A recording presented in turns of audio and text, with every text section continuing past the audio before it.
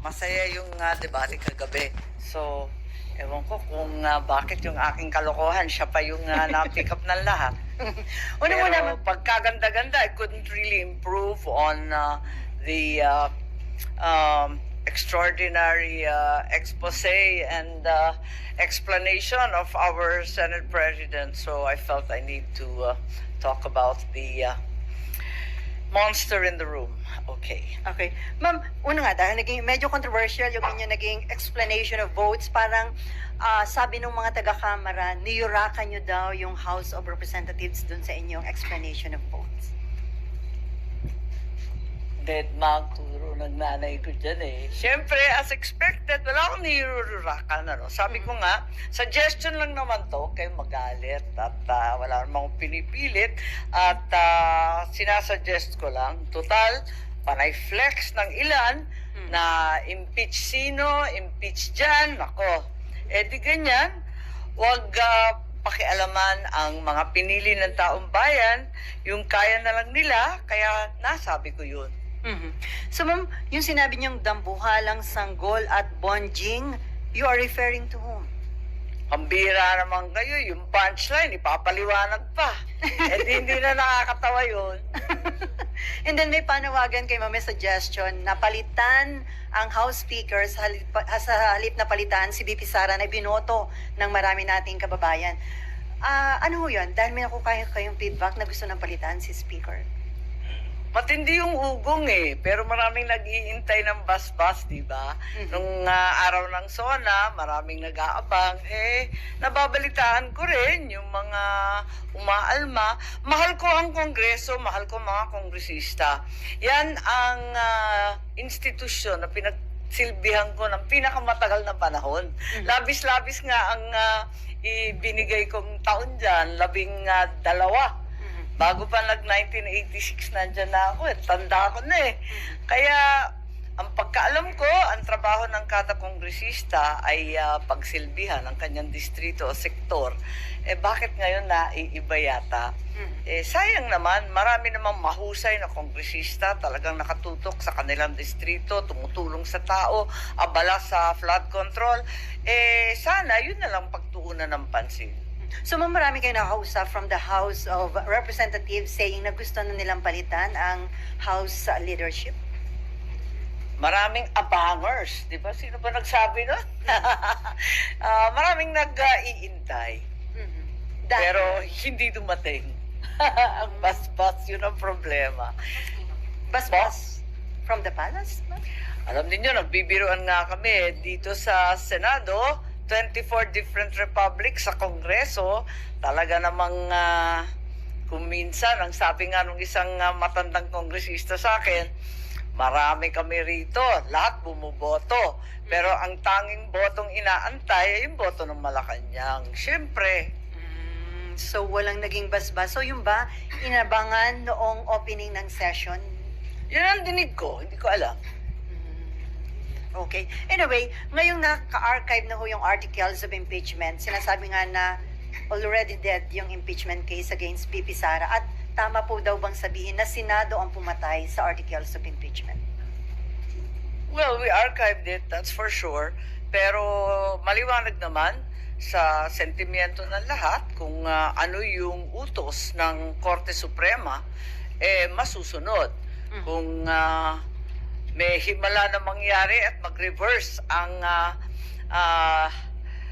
13 justices, talaga naman susunod din kami doon.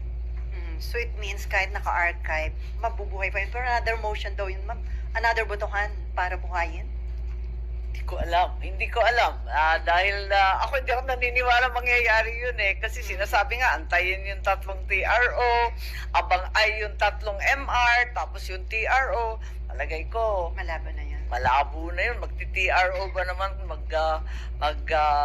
Temporary relief pa ba naman ng sabi na nga eh. Wala namang hindi maliwanag sa pagkasabi na talagang immediately, di ba? Immediately executory. Ano pang itatanong doon? Pero hindi daw sinabi na final and executory, sabi ng iba. Yun na rin yun. ang observation ng ilan, parang yung forthwith in-apply pagdating dito sa pagpatay daw sa articles of impeachment, pero hindi in-apply yung nasa Constitution na forthwith nung i-file dito para agad nagkaroon ng impeachment trial. Hindi naman paspasan eh. Matagal na rin eh. Kailan ba lumabas yung Supreme Ruling. Court? Oo. July Oo. 25. Kaya nga. So, nakalipas din yung ilang linggo. Hindi naman na talagang pinagmadalian. Yung dati, di ba nag-recess rin kami eh. Talaga naman last hour of the last day eh. Talagang nag-recess. May election pa. Eh, anong gagawin mo? Mhm. Ay, mambalikan ko lang, na-offend ka ba nung may mga nag-thumbs down after your explanation of votes kagabi? Hindi ko napansin, sorry. Hindi ko napansin eh. Si SP Jinggoy ang nakakita. Hindi ako makareact. Walang impact sa akin eh. Hindi ko nakita eh. Mhm. Mhm. Tuloy-tuloy nga ako eh. Tuloy-tuloy. Sabi nga ni Pro Temp na hihintuin daw ako. Eh kaso dire-diretso lang ako magsalita pagkat hindi ko nga napansin. Napansin. Pero baliwala sa inyo, ma'am, yan. Wala, sanay na tayo eh. And then, ma'am, sinasabi Pero ng- wag sanang umasta ng ganon sa Senado. Hindi maganda, no? dapat irespeto. So, kahit pa paano, diba? Mhm. And then, ma'am, sinasabi na historical yung ginawa niyong butuhan kagabi. At sa tingin niyo, acceptable sa ating mga kababayan yung naging decision ng Senado dun sa articles of impeachment. Palagay ko, wala nang desisyon, wala nang magagawa ang Senado at naghatol na ang Korte Suprema. Alangan naman yung mga mambabatas pa ang hindi susunod sa batas. Mhm. And as expected, disappointed po yung Lawmakers cannot be lawbreakers, hindi ba? At yung boses ng ating Korte Suprema ay boses ng konstitusyon. So, maliwanag naman yun. Mhm. And then before Mayan, dahil nga po dun sa nangyari, may hamon si Senator Erwin Tulfo kay VP Sara na magkusa na ipakita sa public yung mga documents kung talaga daw o hindi siya guilty dun sa mga allegations para malaman daw po ng publiko. Well, sa palagay ko, ang daing pa pinataw ng mga kaso kay VP Sara. Humaharap siya sa ombudsman, meron pa siyang COA ng mga investigation. Tapos sa lower court, may mga pending pa. So, hindi masasabi na hindi natin malalaman o hindi mauungkat lahat ng dokumento at lahat ng issue tungkol doon. So, I think sa lalong madaling panahon, I'm certain that this will all come to fore. Okay, Mayan.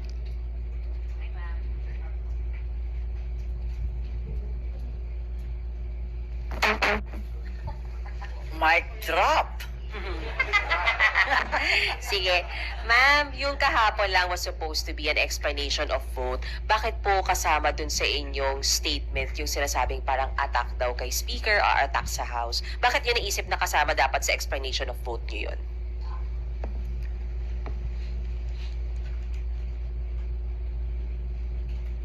Kasi yun naman talaga ang ugat ng lahat na ito.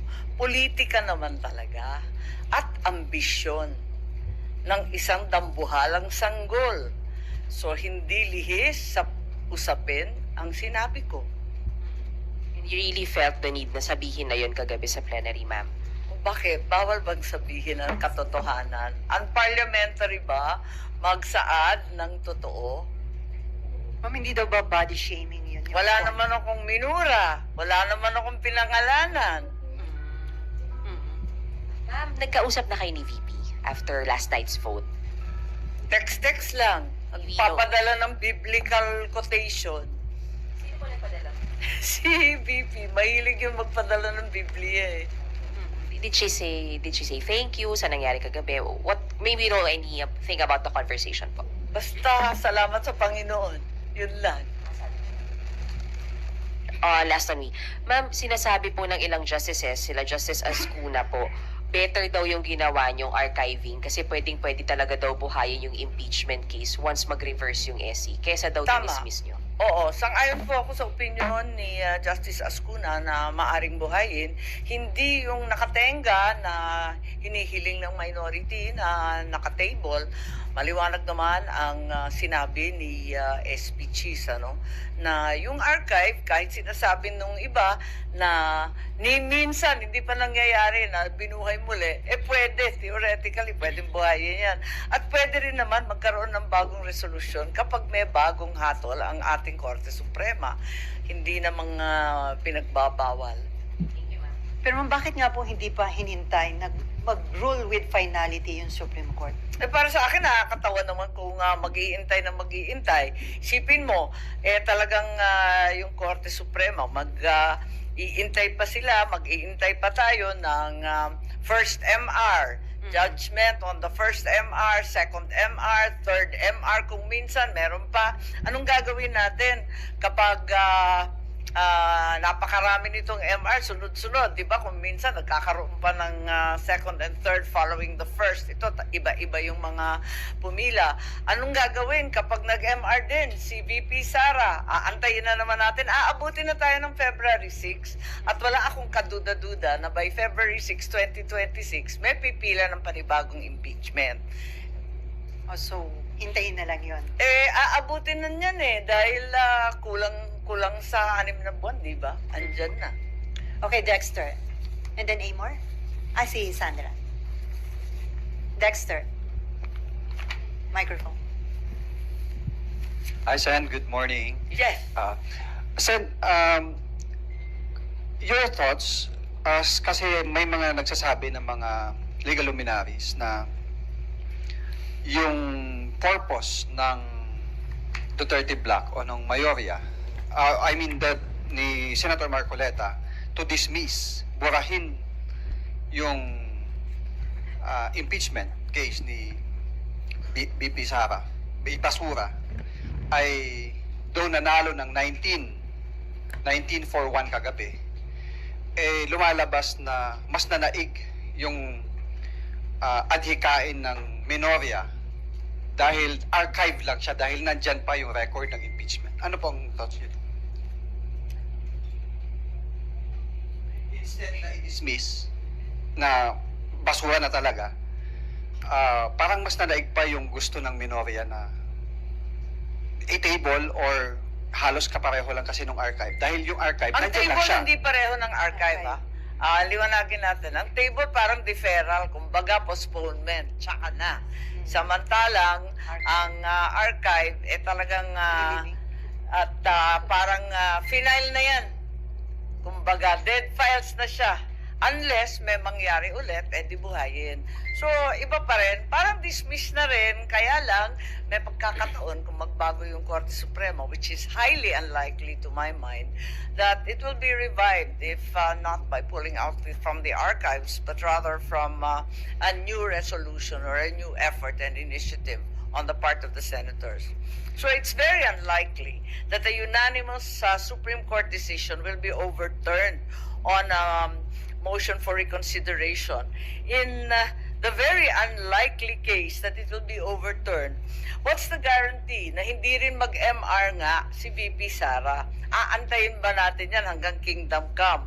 Kung ma-affirm yung decision, what's the guarantee na walang second MR? Meron pa nangyayari, nagkakaroon pa ng third MR. By the time all of these MRs are resolved, siguradong lampas na ng February 6. Meron pang pending na TRO. Pero sa akin, wala nang wait yun. Pagkat alam naman natin, immediately executory, bakit magbibigay pa ng TRO ang Supreme Court? Yun na nga daw po, it defeats the purpose of dismissing the case and pagsunod I dun don't sa, think so. dun sa sinabi na immediately executory dahil ab initio from the start walang impeachment. Pero nagkasundo ang Senado na nandyan lang yung impeachment, naka-archive lang. Hindi, mabuti nga yun. The whole process of legislation is one of compromise, of give and take. Hence, I think the correction from a dismissal outright to an archiving is correct. Yung sinong manalo matalo, di ko maintindihan, pasensya kasi hindi naman ganun Last on my part, Kapag nagkaroon na po ba ng finality yung MR sa SC, may mga move pa ba na kailangan gawin para tuluyang ma-dismiss na or mawala na sa record ng Senado yung impeachment dahil naka-archive lang siya kahit na mag-final yung SC? No further action is needed. Except as we said, in the highly unlikely event that the entire Supreme Court, all 13 justices reverse themselves, in which case we will clearly take action. Ma'am, may mga nagsasabi, nakakahiya daw yung naging decision ng Senate, isinuko daw pagiging independent at parang kinonsinti ang allegation ng corruption o katiwalian laban kay BP Sara.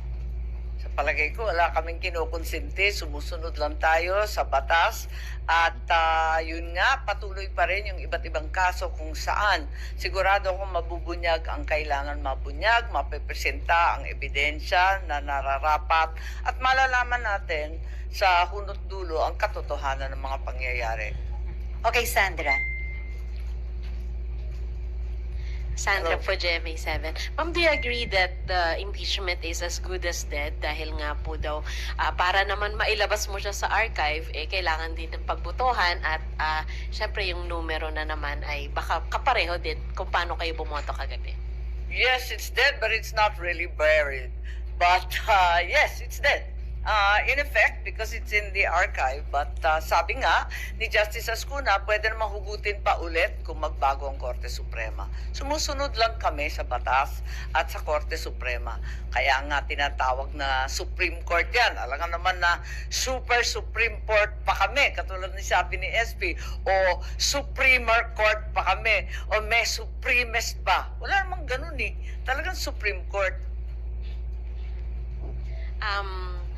Kanina po may mga statements no sa House. Ang daming several, PR, several oo nga. congressmen against Okay you lang. dahil po dun sa mga Okay lang. nasabi nyo kagabi. Hingi lang po ako reaction dun sa isang part. Ilang portions doon. Yun nga daw, sabi nila, the speaker did not act alone. They have the support of the speaker. And ano daw po, walang paggalang po daw sa House of Representatives yung mga nabitawan niyang salita. Tulad ng sinabi ko, suggestion lang naman nun. Huwag nilang minamasama. Hindi naman ako nakikialam. Hindi nga kami sumasagot kapag iniinsulto kami ng bonggang-bongga. Pero ano yun? Indication na gano'n nakalalim yung hidwaan sa pagitan mo at ni Speaker Martin Romualdez. Gano'n nakalalim. Wala namang personal dito. Wala namang family feud. Kanino man. Kung si Bongbong man, si Lisa man, si Speaker, pati si Toby. Walang family feud. Ang issue talaga politika at prinsipyo na maraming naghihirap sa ating taong bayan. And yet, we may once again see the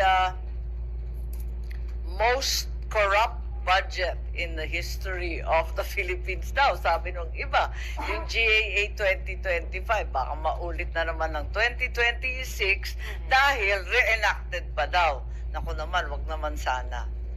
Okay, Tuloy-tuloy na naman ang bagyo sa amin. Ang lakas-lakas na naman ng ulan sa Ilocos, malamang sa Central Luzon. Ayan na naman. Bakit hindi natin tutukan yung mga bagay-bagay na yan? Kundi kesa aksayahin lahat ng panahon dito. Puros politika na lang. Layo-layo pa ng 2028. Kadami-dami namang kandidato. Okay, bago tayo lumipas sa ibang issue, dahil ang daming magaganda pang issue, about impeachment pa rin, Aymar. Yes po. Okay. Opo, balikan ko lang po ma'am yung nabanggit niyo po kanina na meron pong mga ugong, meron pong mga nagsasabi about yung pag gustong palitan po si Speaker. Ano po ba yung reasons na nakarating po sa inyo? Hindi ko alam. Marites ako pero limited yung pagkamarites ko sa House. So parang hindi satisfied sa ilang mga pronouncements or policies? Well, nung nag-file sila ng motion for reconsideration, di ba? Nag-file sila. Wala naman nakapirmang congressman. Nagtatanong ako sa mga kongresista kung pwedeng humingi ng kopya para prepared kami. Ito nga, para sa Wednesday, di ba? Magbobotohan kami. kami. Sabi ko, para prepared kami, pwede ba humingi ng kopya? Walang mga kopya. Wala raw silang nabasa. Wala naman daw pinapirma. Kaya siguro nagre-reklamo bakit hindi sila kinokonsulta, ginagamit ang pangalan ng house. Wala naman palang sinabihan. I think ang nag-draft po nung MR as Solicitor General, Sorry? Solicitor General po yung Siya ba mag-file? Submit, Pero mag-file. nag-House of Representatives nung una, di ba? Opo, and Yung unang file, sabi House of Representatives. Mali nga yun eh. Dapat nga Solgen talaga. some comments Pero na lang. maraming nga nagtanong at nagtataka kung bakit hindi nga nila nabasa muna. So isa po yun sa mga possible reasons dun sa gustong patalisikin si Speaker. Siguro makinig na lang kayo kina Toby Chanco, kina Duke Frasco, sa Davao Group. Mas alam nila, no? Mas kabisado nila yung mga nangyayari sa house. Syempre, hearsay na lang tayo. Ang alam ko, talagang maraming hindi nakakaalam ng mga pangyayari. Nagugulat na lang sila at nababasa katulad natin. Ma'am, last Hindi question. dapat ganon. Opo, last po on my end. Dapat kasi talaga kinukonsulta lahat, di ba? May comments po kayo sa MR, ma'am, kasi may mga experts po na nagsasabi na it's well written, and yung iba pong mga senators ay umaasa na mapagbibigyan nga po yung MR dahil maganda yung pagkakasulat and yung arguments na nailatag doon. Magko-comment pa ba ako dyan? Ang kinote nila si Justice Ascuna na talagang bigatin. Okay. Other issue na tayo. Ma'am, considering na anytime this month, isasubmit na yung proposed 2026 budget. Sa tingin nyo, dumirfak na ang chairman ngayon si Senator Win Gatchalian at meron siyang mga ipapatupad na reform sa process. Ang gusto niya talagang maging open yung budget process. May tinawag pa nga siya na dadaan daw ito sa golden age of transparency and accountability. Sa tingin niyo, the mere fact din yung sinabi ni PBBM sa SONA na hindi niya papayagan kung sakali nga daw na ang daming baguhin at hindi naayon sa kanya mga priority programs yung ipapasang budget. Sa tingin niyo magiging matino na yung ipapasang budget this time ng Congress? Lagi kong sinasabi, hope springs eternal. Sana nga. Kaya lang, tuwing mag-umpisa ang budget season, parati naman natin pinapangako yung transparency, accountability. Inaasahan ko na talagang puspusan ang gawin. At makinig naman sa Pangulo, makinig kina Sherwin, at tunay nga na mangyari ito. Subalit yung sinasabi na ipapalathala yung NEP, ilalabas yung mga iba't ibang report. Digital Ang copy. magika naman, hindi sa digital copy ng NEP, ng GAA, ng kung ano-ano. Ang magika nasa BICAM, mini BICAM, micro BICAM. Nagugulat na lang kami dun eh. Doon naman tayo nasisindak. Yung mga sinasabi na digitized copy, available naman yan talaga kung pipilitin. Walang problema. Yung malalaking libro, kinakalat naman yan. Nababasa naman natin lahat. Walang problema yun. The President's budget should really be publicized as it has been all these years. Ang problema, ang himala ay nangyayari sa BICAM. Alam naman natin yan. So ano dapat naman gawin pagdating sa BICAM? Wala na dapat yung mini BICAM at yung BICAM talagang open for the media? Dati ko pa sinasabi, live stream kaya yung BICAM na yan para magkabukuhan na, mabisto na. Kasi miski kami na member ng BICAM, ako kasi vice chairman ako, di ko alam kung ano nangyayari, nagkakagulatan. Kaming lahat, katakot-takot na hearing, nagpuyat kami, nagpapagod kami, ilang hearing para sa iba't ibang mga committee, sa iba't ibang department. Nung lumabas yung BICAM report, lahat ng amendments namin, wala, binasura. Kaya, para pa kami nag-hearing kung ganun din sa BICAM, tatanggalin pala lahat yun. Isa pa na pinagtatakahan ko at para sa akin, nagiging useless, lagi namin dinidiin na yung power of the purse na nanatili sa Senate at sa Congress. Pero nakikita natin na sangkatutak ang FLR. At inaaral ko itong maigi, kung bakit umabot sa 1.3 trillion pa rin. Nasa Agosto na tayo, dai-dai pang pera na for later release. So, ang ibig sabihin niyan, hindi pa nagagastos to. Ang sabi nila, mali daw yung datos, pero sana ma-update naman kasi nakakalat to sa iba't ibang departamento ng gobyerno. Sa DPWH, alam natin na ito ay nasa 572 billion. Ang laki-laki pa niyan. Samantalang lumulubog na tayo sa baha, hirap na tumaan at maghanap buhay ang ating mga kababayan. Higit sa lahat, may nasasalanta pa sa bagyo. Ang lalaki pa ng halaga Ang malaki dito, yung DPWH, ang katutak na FLR, marami pa talaga. Yung MPBF, ayan pa, 109 billion. PGF, 144 billion. Ang lalaki ng amounts na to. So I'm wondering what appears to be the plan. May plano daw, pero paano pahahabulin? Tagulan na. Ayos pa ba ng kalsada? Pwede pa bang mag-construction? Matutuyo pa ba ang semento? Parang, alam naman natin, mag-umpisa na yan by January pag umigi-igi ng konti ang panahon. Ma'am, yung FLR, sinasabi, prerogative ng executive. Pero ano po ba, ano yung nagiging basihan pag FLR? Dahil may mga questionable dun sa project? Meron tayong mahiwaga at highly controversial provision na dinadala from budget to budget. Ang kada GAA halos, para lang yata ito nung panahon ni Presidente Duterte, hindi ko maalala. There was a time na nawala ito Ito yung Section 71 na sinasabi may prohibition against impoundment. Kapag hindi na veto, lumusot naman siya bilang bahagi ng budget, wala nang pwedeng hintuin na pag-release, pwera lang pag nagkaroon ng unmanageable national budget deficit. Ayun, pag talagang exceeded na talaga yung quarterly budget deficit, lumampas-lampas na tayo. Ayun, so there has to be a declaration that an unmanageable deficit has transpired, at which pwede nang mag-impound. Pag-uusapan na yan. So, also, the other thing is there are clear economic indications of an impending occurrence. Ito, parang mahirap rin to. Impending, ibig sabihin, di pa nangyayari, pwede nang hulaan. Medyo maluwag yata ang ganito. And it's always subject to the rules and regulations by DBM. Maybe we should consider entirely deleting Section 71 once and for all, or perhaps amending it radically. Kasi hindi katanggap-tanggap to. Kontra ito sa ating konstitusyon na nagbibigay sa ating kongreso ng power of the purse. Nagveto na si Pangulo ng 26 billion noong nakaraang taon sa DPWH, 168 billion sa ilalim ng unprogrammed.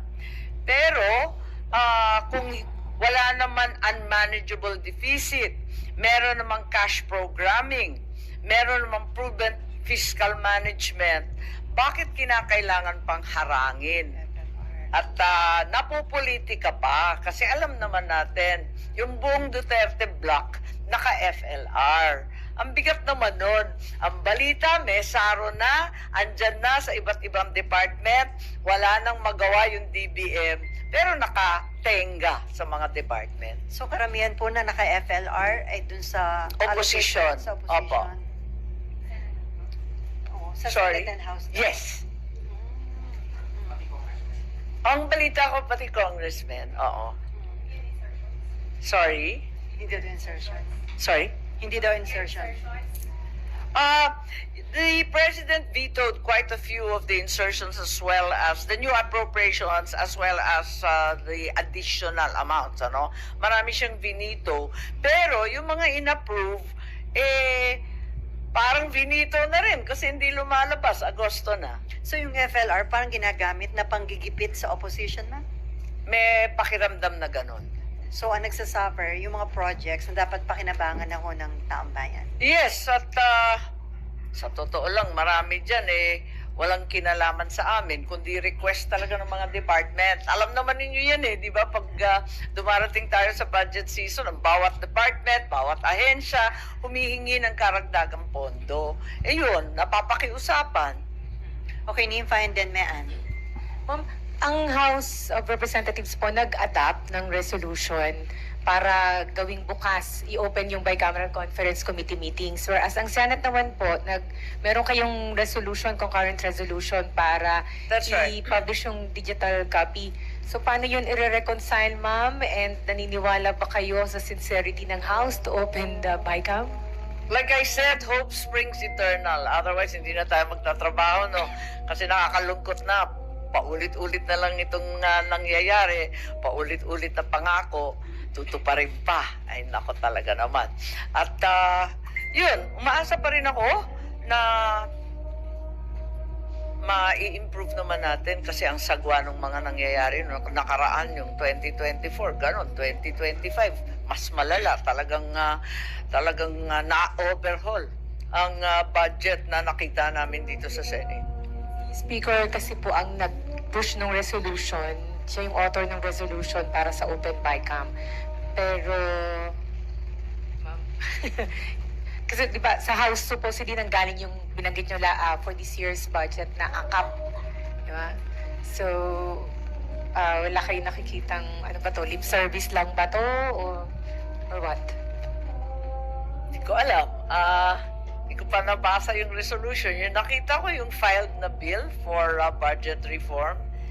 Luma na yun Baka yung resto na yun, tugon ng House doon sa sinabi ni Presidente sa SONA about the budget. Oo, sana naman, pansinin naman nila yung utos ng Pangulo. Ang daming beses nang sinasabi ng Pangulo, hindi naman na bibigyan ng pansin. Yung impeachment na yan, di ba sinabi, no? Impeachment, tinuloy-tuloy pa rin. Wala tayong magawa. Dahil kung i-open ang bicam, digital copy na lahat, but meron pa rin walang guarantee na wala ng mini bicam or small bicam. Yun na nga, yun naman ang problema talaga. Lagi namang pangako na i-upload for the public, magkukumbida ng mga civil society, ng NGO na mag-participate at manood. Parati naman yan ang pangako, yung mga bottoms-up budgeting, kung ano-ano, di ba? Tsaka transparent. Pero alam naman natin, yung final touch, ika nga, doon naman talaga ang magikan. Kaya nga nakakapagod Kasi magpa-vice chair ka, sang katutak na magsa-subcommittee ka, sang katutak na hearing, nakakabigo talaga. Tapos babawasan pala, pati yung 4Ps. Naku, pampira naman. Tapos yung mga ospital, walang dinagdag. Yung PhilHealth. Ay, naku talaga naman. So ma'am, ang issues di ba dun sa 2024 budget is yung na-insert na pondo for AKAP and yung lumobon na budget for DPWH. Yes, ma'am. And DPWH. unprogrammed. Oo. Yes, ma'am. So, anong dapat na mangyari at hindi na dapat mangyari this time? Well, yung BICAM nga, like I said, let's have a genuine BICAM that's open. Kung papayag kayo, i-live stream na para wala nang gulatan. Pero ang sabi naman ng iba, kinakailangan daw matapos on time. Baka hindi matapos kung isa-isahin. Ang akin naman, limitahan sa malalaking bagay. At saka establish the policy guidance early on. And then limit yourselves to the largest line items. Matatapos at matatapos yan. Bakit hindi?